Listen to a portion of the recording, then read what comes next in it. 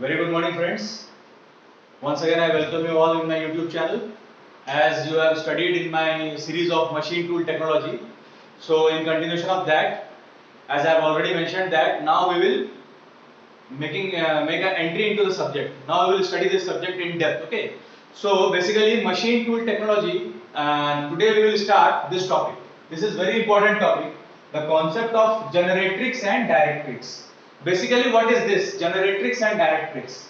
First, we have to understand that what is the difference between the feed motion and cutting motion. Okay. What is the difference between feed motion and cutting motion? Once we came to know this, then we can easily identify this generatrix and directrix. Okay, so now we are starting that what is the difference between feed motion and cutting motion. So let us take the example of shaping machine. Okay, let us take the example of shaping machine and lathe. To be more specific, a turning operation. Okay. So now we will see that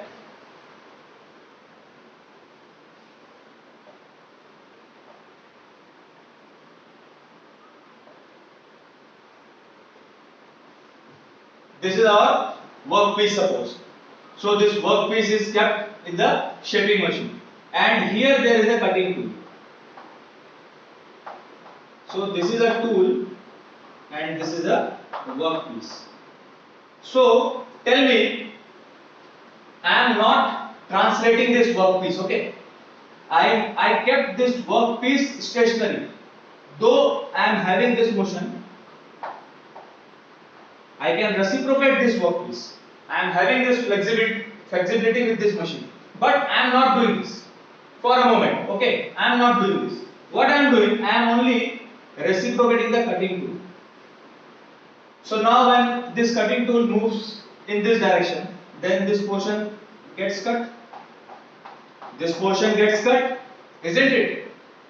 This portion gets cut. Now in back motion, this is the forward motion, it is called as cutting motion. Now in back it is the idle motion. No cutting will be done because already the slot has been cut. Now if again I am not moving this workpiece ahead, okay, in this direction, only now again I am moving this tool in this slot, then whether the cutting operation will be done or not? Definitely no cutting will be done because it has already cut the slot in this workpiece. Now if this tool needs to cut this workpiece, what is important? Whether this motion is important or this motion is important? Definitely this motion is important. Now when I move my workpiece ahead in this direction, then definitely this portion will come in front of the tool, this move ahead and this portion come in front of the tool, then definitely this part will get cut. So it means that the tool which is cutting the workpiece, it is a feed of the tool. Means अगर मैं हिंदी में बात करूं clear आपको समझाने के लिए, तो अपन खाना लेते हैं, खाने का मतलब फीड होता है. तो ये टूल को पहले अपन ने वर्कपीस को नहीं हिलाया, तो पहले ये टूल इसको काट दिया, उसको खाना मिल गया टूल को. अब अगर मैं दोबारा ये वाला मोशन करूंगा, ये मोशन करूंगा, तो टूल को खाना मिलेगा? नहीं मिलेगा ना. क्यों? क्योंकि तो कट चुका है. तो यहीं पे टूल चलेगा तो टूल को फिर खाना नहीं मिलेगा. प्लेट खाली है ना, खाली प्लेट में क्या खाओगे? फिर प्लेट भरेगा तब तो खाओगे. तो भरा प्लेट टूल के पास कब आएगा? जब ये वर्कपीस आगे जाएगा. ये वर्कपीस आगे कब जाएगा? जब ये मोशन होगा. तो ये मोशन हुआ तो वर्कपीस आगे गया, तो ये जगह मिला, तब ये टूल अब इसमें चलेगा तो टूल को फिर खाना मिलेगा. तो ये मोशन टूल को खाना नहीं दे रहा है, ये तो कटिंग मोशन होगा. टूल को खाना कौन दे रहा है? जब वर्कपीस आगे बढ़ता जा रहा है. तो ये मेरा क्या हो जाएगा? Feed motion. जिससे मुझे खाना मिलेगा वो फीड मोशन होगा, और जो काट रहा है वो क्या होगा? Cutting motion. सो यहाँ शेपिंग मशीन में मुझे समझ में आ गया कि ये जो मोशन हो रहा है ये फीड मोशन हो रहा है, और ये जो मोशन हो रहा है ये क्या हो रहा है? कटिंग मोशन हो रहा है. क्लियर? अब मैं अगर लेथ की बात करूं, टर्निंग अगर हो रहा है, तो ये मेरा वर्कपीस है.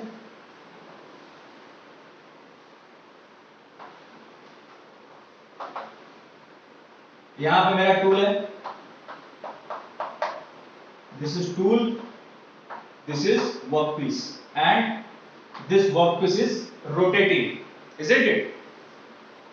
तो अब देखिए, एक ये टूल का मोशन स्टार्ट होगा और वर्कपीस तो रोटेट होगा, सॉरी टूल का मोशन इस साइड होगा, वर्कपीस रोटेट होगा। तो अब मेरे को बताइए, अगर मैं इस टूल को बस रोटेट करते जाऊं, इस टूल को मैं रोटेट करते जाऊं, तो क्या होगा, ये जो है इस जगह को बस एक बार काट देगा, इस सरफेस को काट देगा। ये टूल अगर रोटेट हो रहा है, ये वर्कपीस अगर रोटेट हो रहा है, तो ये टूल क्या करेगा, इस पर्टिकुलर जगह में काट देगा, एक बार काट देगा।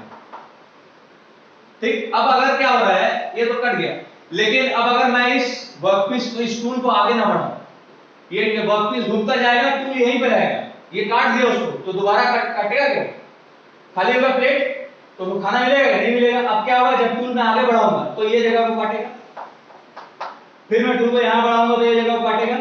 तो इसका मतलब ये जो मोशन हो रहा है, इससे मेरे टूल को खाना मिल रहा है, और ये घूम रहा है, इससे तो कटिंग हो रहा है, लेकिन मेरे टूल को खाना कब मिलेगा, जब मैं उसको रेसिप्रोकेट करूंगा इस साइड। तो इसका मतलब ये मेरा फीड मोशन हो गया, ये मेरा क्या हो गया, फीड मोशन हो गया, और ये जो घूम रहा है ये मेरा क्या हुआ, कटिंग मोशन। ये क्या हो गया, कटिंग मोशन। समझ आ रहा है? So the difference between cutting motion and feed motion समझ में आ गया आपको? तो यहाँ पे शेपिंग मशीन में क्या हुआ, ये जो है ये मेरा फीड मोशन है, और ये वर्टिकली जो रेसिप्रोकेट हो रहा है वो कटिंग मोशन है। लेकिन टर्निंग में अपन ने क्या देखा, ये जो सर्कुलर मोशन हो रहा है वो कटिंग मोशन है, और जो ये रेसिप्रोकेट हो रहा है हॉरिजॉन्टली वो फीड मोशन है।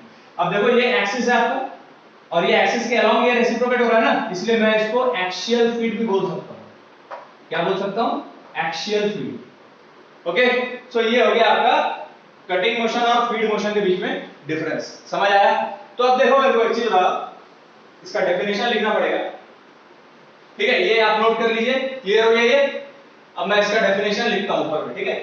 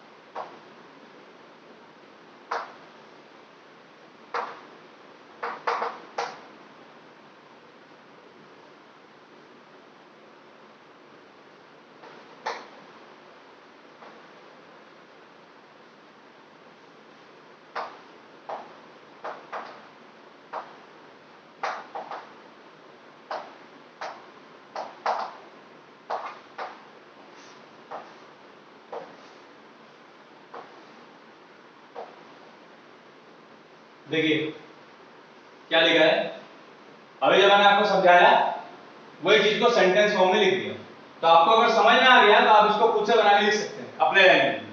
क्या बोल रहे हैं देखिए, the removal of material takes place only in the form of small chips, machining of final area requires a continuous feeding. देखो तभी हो पाएगा ना, तभी मेटल रिमूव हो पाएगा जब उसको खाना मिलता रहेगा बराबर, मतलब भरा हुआ प्लेट मिलता रहेगा।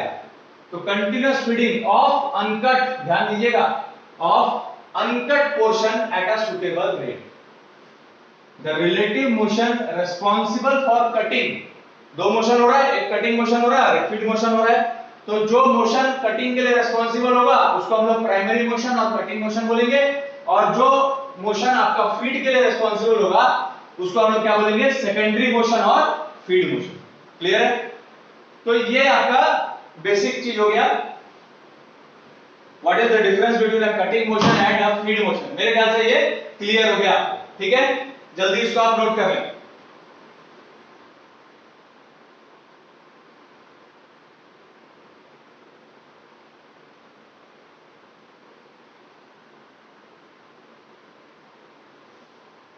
ठीक है,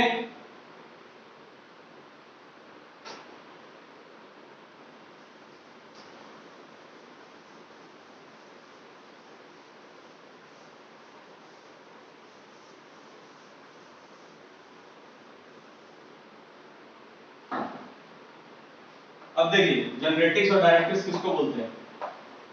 the line generated along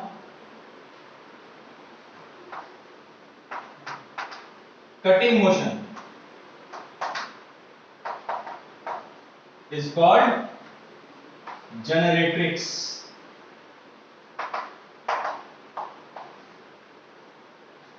or the line generated along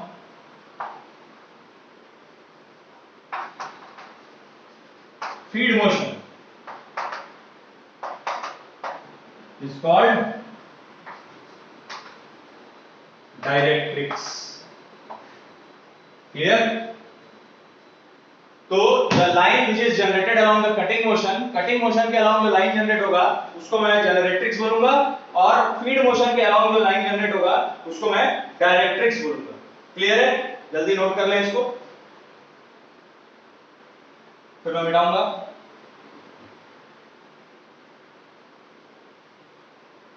चलिए, तो अब आपको बेसिक जो कॉन्सेप्ट है वो समझ में आ गया कटिंग मोशन और फीड मोशन के बीच में।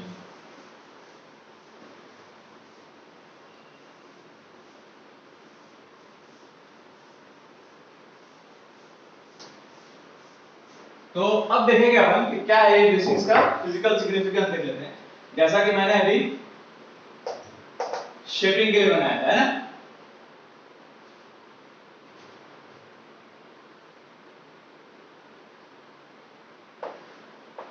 ये मेरा वर्कपीस था, ये मैं स्लॉट काटते जा रहा था, इधर था आपका टूल। मेरे को पता चल गया था क्या कि ये मेरा फीड मोशन है और ये मेरा कटिंग मोशन। ओके, तो अब अगर मैं इसको एक्स वाई में प्लॉट करूं तो देखिए ये इधर आ रहा है एक्स एक्सिस में फीड मोशन, ये आ गया फीड मोशन, और ये वाई एक्सिस में ऊपर नीचे क्या हो रहा है, कटिंग मोशन। ठीक, तो ये आपको देखो, अब मेरे को एक बात बताना, मेरे को समझ में आ गया कि इस डायरेक्शन में फीड मोशन हो रहा है, इस डायरेक्शन में कटिंग मोशन हो रहा है। तो अब अगर मैं हर एक को आगे बढ़ाते जाऊं, ये मेरा वर्टिकल लाइन से अगर मैं ऐसा बनाया तो ये मेरा कटिंग मोशन हो गया, और ऐसे ही अगर हॉरिजॉन्टल लाइन बनाते जाऊं तो ये मेरा फीड मोशन हो गया। तो अगर मैं इसके कंटूर को प्लॉट करूंगा तो मेरे को क्या दिखेगा, यहां एक रेक्टेंगुलर प्लेन दिखेगा कि एक रेक्टेंगुलर प्लेन दिखेगा कि नहीं दिखेगा? ठीक है, तो ध्यान देना, ये क्वेश्चन गेट में श्योर आता है, बहुत इंपॉर्टेंट चीज है। तो मेरे को यहां से क्या समझ में आया कि शेपिंग के केस में जो प्लेन होगा, प्लेन सरफेस जो आपको मिलेगा वो क्या होगा, रेक्टेंगुलर सरफेस होगा, रेक्टेंगुलर प्लेन। ठीक, और आपको जो जनरेट्रिक्स मिल रहा है, जनरेट्रिक्स ये किसके अलावा मिलता है हमको, कटिंग मोशन के अलावा, इसको मैं प्राइमरी मोशन भी बोल सकता हूं। ये मुझे कैसा मिला, स्ट्रेट लाइन मिला। कैसा मिला, straight line along vertical axis. ठीक है, और वैसे अगर मैं डायरेक्ट्रिक्स की बात करूं तो डायरेक्ट्रिक्स मैं किसको बोलता हूं, जो सेकेंडरी मोशन रहता है या जो फीड मोशन रहता है उसके अलावा मिलता है। तो ये भी मुझे स्ट्रेट लाइन मिला, डायग्राम देख सकते हो आप, बाजू में बना है स्ट्रेट लाइन, और लेकिन ये स्ट्रेट लाइन मेरे को किस एक्सिस के अलावा मिला, अलोंग हॉरिजॉन्टल एक्सिस। क्लियर, तो ऐसा क्वेश्चन आता है क्या। तो ये आपका शेपिंग ऑपरेशन हो गया। मेरे को ये समझ में आया कि मेरे को शेपिंग ऑपरेशन में ये फीड मोशन मिल रहा है, ये कटिंग मोशन मिल रहा है। ठीक है, तो मैं वहां लिख दिया कटिंग मोशन मतलब मेरे को क्या पता चल गया, जनरेट्रिक्स, और फीड मोशन मेरे को मतलब क्या पता चल गया, डायरेक्ट्रिक्स। तो मेरे को समझ में आ गया, डायरेक्ट्रिक्स हॉरिजॉन्टल स्ट्रेट लाइन बनेगा और जनरेट्रिक्स वर्टिकल स्ट्रेट लाइन बनेगा। दोनों को अगर मैंने एक्स वाई एक्सिस में प्लॉट किया तो प्लेन जो मुझे मिल रहा है वो कैसा मिल रहा है, रेक्टेंगुलर प्लेन। इतने क्वेश्चन आपके गेट में आ सकते हैं। क्लियर, अब ऐसे अगर मैं बात करूं टर्निंग की, लेथ में दूसरा ऑपरेशन का अपन ने क्या एग्जांपल देखा था टर्निंग का, वो भी देख लेते हैं।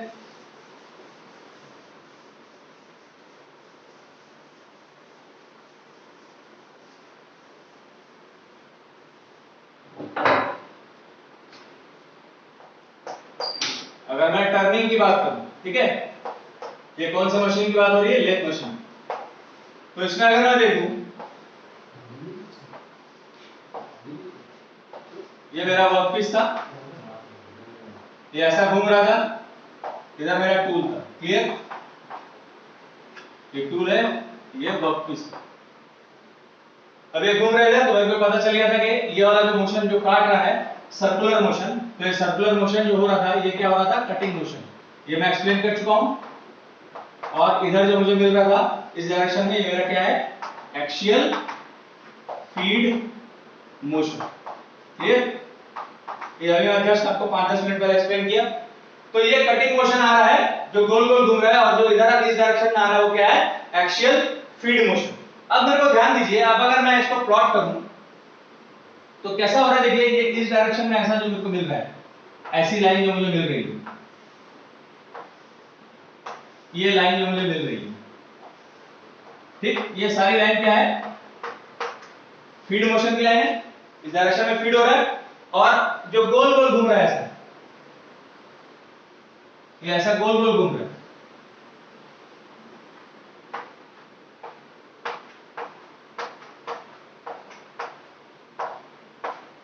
तो ये जो गोल गोल घूम रहा है आपको, ये क्या मिल रहा है आपको, कटिंग मोशन मिल रहा है। तो ये मेरा क्या हो गया, कटिंग मोशन, या मैं इसे क्या बोल सकता हूं, डायरेक्ट्रिक्स। और ये जो हॉरिजॉन्टल लाइन बना है ये क्या है, फीड मोशन, मैं इसे क्या बोल सकता हूं, जनरेट्रिक्स। तो यहां मेरा जो जनरेट्रिक्स है वो क्या मिला मुझे, स्ट्रेट लाइन मिला अलोंग द हॉरिजॉन्टल एक्सिस, और जो डायरेक्ट्रिक्स है वो कैसा मिला, सर्कुलर मिला। वो क्या मिला मेरे को, सर्कुलर मिल गया। ठीक है, along the X Y plane circular मिल गया। तो अब अगर मैं इस पूरे कंटूर को देखूं तो ये कंटूर जो मुझे मिल रहा है, ये कैसा कंटूर मिल रहा है मुझे, ये क्या मिल रहा है, सिलेंड्रिकल सरफेस मिल रहा है। तो शेपिंग के केस में जो प्लेन था वो क्या था, रेक्टेंगुलर प्लेन था, लेकिन यहां पे आपको जो प्लेन मिल रहा है वो कैसा मिल रहा है, सिलेंड्रिकल। डिफरेंस देख रहे हैं, समझ में आ रहा है, सिलेंड्रिकल। तो जनरेट्रिक्स और डायरेक्ट्रिक्स दोनों कितना इंपॉर्टेंट चीजें देखिए। तो यहां जो प्लेन मिल रहा है वो सिलेंड्रिकल प्लेन मिल रहा है, और जो जनरेट्रिक्स है वो क्या मिल रहा है मुझे यहाँ पे, generatrix feed motion is, cutting motion is generatrix, उल्टा लिख दिया, and feed motion is directrix. तो कटिंग मोशन जो मुझे मिल रहा है जनरेट्रिक्स का कैसा मिल रहा है, वो सर्कुलर मिल रहा है, और जो डायरेक्ट्रिक्स मिल रहा है वो कैसा मिल रहा है, स्ट्रेट लाइन मिल रहा है। ठीक है, तो ये आपको देखिए लेथ के केस में दिख गया, टर्निंग ऑपरेशन के केस में। क्लियर? अब एक एग्जांपल देखते हैं अपन ड्रिलिंग का, एक ड्रिलिंग का भी एग्जांपल देख लेते हैं तो एकदम क्लियर हो जाएगा ये कॉन्सेप्ट। तो कोई भी ऑपरेशन आपको देगा आप उसका बना लोगे। आपको क्या करना है, केवल ऑपरेशन का कटिंग मोशन और फीड मोशन डिफाइन कर देना है। वो अगर आपने डिफाइन कर दिया तो इसके आपके गेट के क्वेश्चन 2 नंबर के आएंगे, बन जाएंगे आपसे। ठीक है?